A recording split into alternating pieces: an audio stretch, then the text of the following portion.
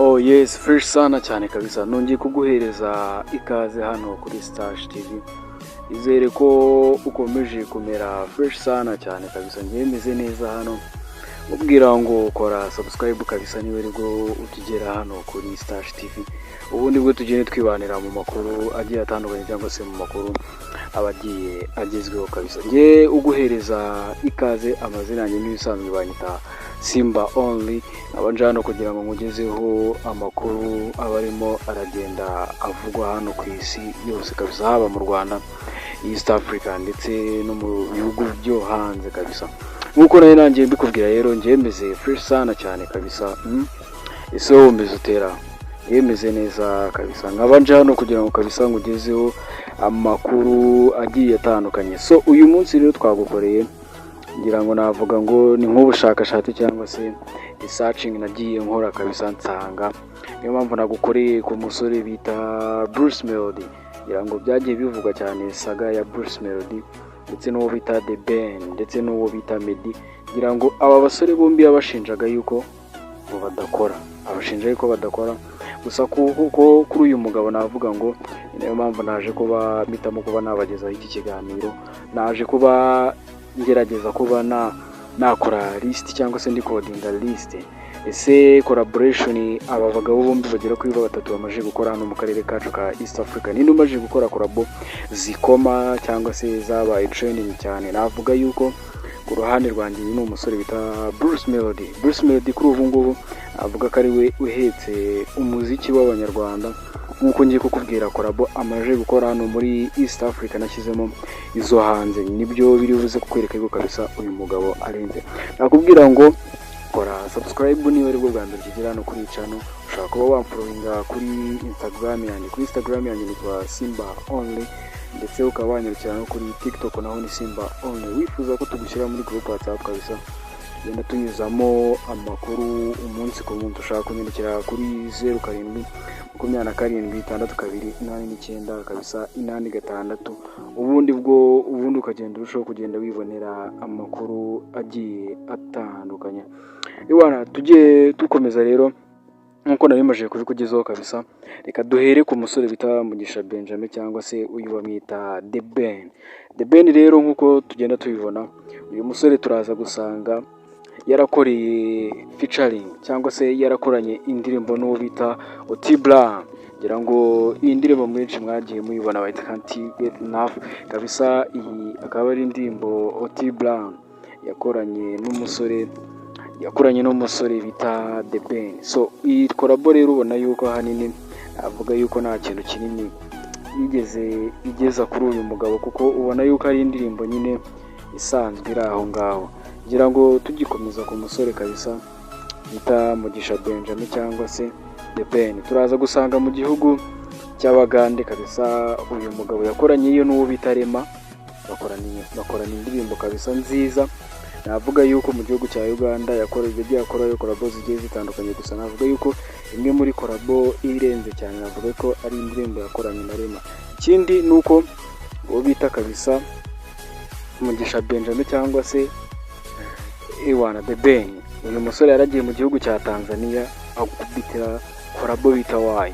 Yakaba ari indirimbo yakoranye na Diamond Platnumz. Navuga yuko ngewe umuziki wo mu Rwanda watangiye, navuga ko iyi ariyo collabo yabaye successful cyangwa se ariyo umunyarwanda yabaragiranye n'umunyamahanga cyangwa se no mu gihugu kitari icyacu. Navuga ko iyi ngiyi ariyo collabo yakomye cyangwa se ariyo collabo nziza cyane kurusha izindi. Reka twerekeze ku musore bita Meddy cyangwa se Ngabo Medal. So uyu musore rero bivuga yuko ashobora no kuba yaravuye mu muziki, nubwo bitatangajwe cyangwa se atarajya ku mbuga zinga bitangaze. Gusa bigaragara yuko uyu musore umuziki asa nkaho uparitse. Ngira ngo ni nyuma y'iminsi mike yavuga yuko agiye gushyira hanze indirimbo yise Blessed. Ngira ngo twavuga yuko agiye gucamo nk'amezi agera hafi kuri 4 atangaje ko agiye gushyira hanze indirimbo. So uyu musore rero turaza gusanga mu gihugu cya Kenya yakoranye n'umusore bita Otibla. Bakaba barakoranye indirimbo bita Dusuma.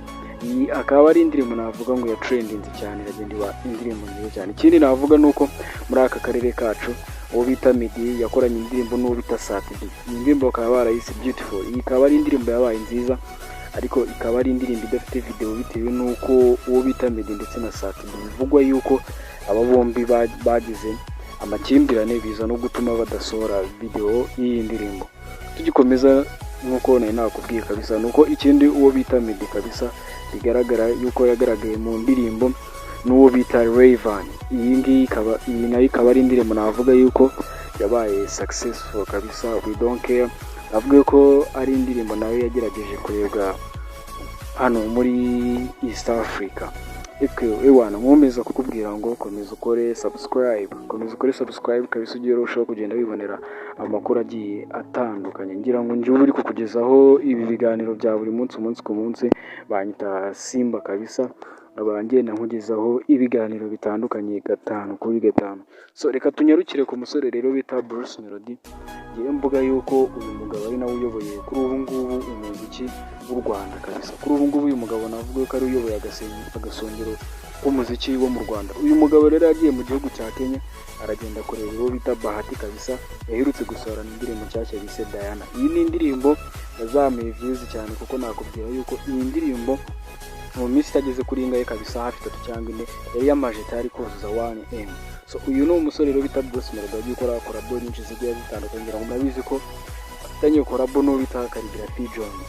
So uyu ni umusore rero ufite indirimbo nyinshi zigiye zitandukanye kabisa, indirimbo sawa Bruce Melody yakoranye na Khaligraphy Jones. Ubona ko ari indirimbo nayo yakunzwe n'abantu kabisa. Reka tunyarukire rero mu gihugu cya Tanzania. So uyu musore rero bita Bruce Melody yaragiye mu gihugu cya Tanzania kabisa, iyo bita Zanzibar, aragenda kurebera umuhungu bita Harmonize.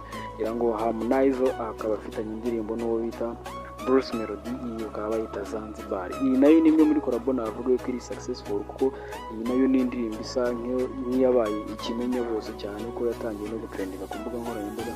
So navuga yuko rero iyi ni imwe muri collabo na Bruce Melody yagaragayemo hano mu karere kacu ka East Africa, yagiye ikundwa n'abantu. Navuga yuko ikindi kandi Harmonize si ubwa mbere yabakorana n'indirimbo na Bruce Melody kuko bagiye bakorana n'izindi ndirimbo zigiye zitandukanye. Tunyarukiye muri Congo DRC, nakubwira yuko bita Bruce Melody yakoranye indirimbo kabisa n'uwo bita Innocent. Iyi akaba ari indirimbo navuga ko yabaye successful haba no mu Rwanda ndetse no mu gihugu cya Tanzania ndetse no mu gihugu cya Congo. Iyi bakaba barayise Alezi. Ngira ngo kuri iyi collabo navuga ngo abantu ubona ko ari collabo iri fresh sana cyane. Navuga yuko kabisa uyu musore bita Bruce Melody yari nera yateye ikomeye kuba yakaproachinga umusore bita Innocent akemera kumuhereza collabo. Navuga yuko Innocent si ubwa mbere yabaye successful kuko makorabo nk'ayanga kuko uwo bita Innocent afitanye indirimbo na Diamond kabisa. Indirimbo nayo navuga yuko yarebwe cyane ku rubuga rwa YouTube. Uwo bita Diamond Platinum ashimira cyane yuko iyi ari imwe mu ndirimbo zatumye amenyekana hano muri Afrika ndetse no hanze. So uwo bita Bruce Melody rero yaragiye mu gihugu cya Uganda agukubitira amakorabo koko. Uyu musore ni munyakazi kabisa. Ewana yagiye mu gihugu cya Uganda rero agukubitira indirimbo bita agukubitira featuring n'uwo bita Palaso. Ewana indirimbo bise Gwenze. Aragenda mu gihugu cya Uganda kabisa arongera gukubitira featuring we n'umuntu bita Shiba. Ngira ngo murayizi bayita Embelazo kabisa. Iyi akaba ari indirimbo yabiciye biracika. Uyu musore arongera kugira mu gihugu cya Uganda agukubitirayo featuring ndetse no bita Eddy Kenzo, indirimbo bisenyora. Ngira ngo iyi ndirimbo murabizi ko mu minsi ishize ari indirimbo yari kubica bigacika kabisa. Mu gihugu cy'u Burundi uyu mugabo naho niyatanzwe cyane yuko East Africa yose ubona ko yayizengurutse. Uyu musore aragiye mu karere ka East Africa yerekeza mu gihugu cy'u Burundi, aragenda areba abasore babiri, uwo bita Kiriko Akiri ndetse n'uwo bita Double J bagukorera indirimbo bise Inzoga ni Bebe. Ewana indirimbo nayo ubona ko yakunzwe hamba mu gihugu cy'u Burundi. Navungira ngo mwagiye musoma n'amakuru agiye atandukanye avuga yuko mu gihugu cy'u Burundi indirimbo baba bagiye kuyihagarika kubera bivugwa yuko irimo ibishego kabisa. Gusa iyi navuga ko ari indirimbo yabaye successful hano mu gihugu cyacu cy'u Rwanda. Navuga yuko rero ngira ngo uwo bita Bruce Melody ndumva ndeba yuko izi ndirimbo uyu musore yagiye akubita hanze birasa n'urucabana. Biragaragara yuko kabisa navuga yuko collabo muri East Africa yabaye successful.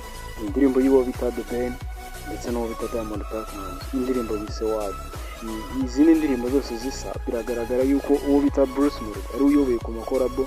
Avuga ko Bruce Melody ni uyoboye ku makorabo hano muri East Africa kandi navuga ko ari ufite indirimbo zindi kuri ubu ngubu rero uyu mugabo navuga ko ari uvutse umuziki w'u Rwanda, akomeje kwigaragaza. Icyo navuga abanyarwanda, reka tumushyigikire, tumwereke urukundo, tumwereke yuko ibyo akora kandi ari mu nzira nziza.